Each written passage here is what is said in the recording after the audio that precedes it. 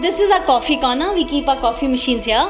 Beautiful coffee cups would come here, and all the coffee paraphernalia will go here. 3 drawers.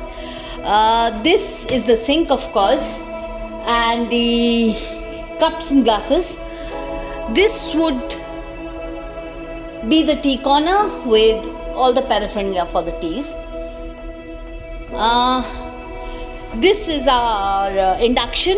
We will have a griller and a tandoor over here.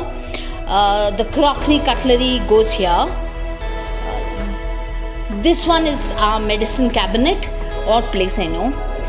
This is for all the glasswares, plates, etc., etc.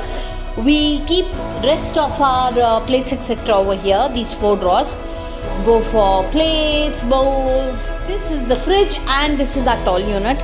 I love the tall unit because it has space for all the bakery items here, and we have bakery items here. So the entire baking comes in one good shot. Then if we come to this side, have 4 cabinets over here, which again hold various things that you might or might not need. This is like 4 cabinets which open this way and close this way, and that's my kitchen.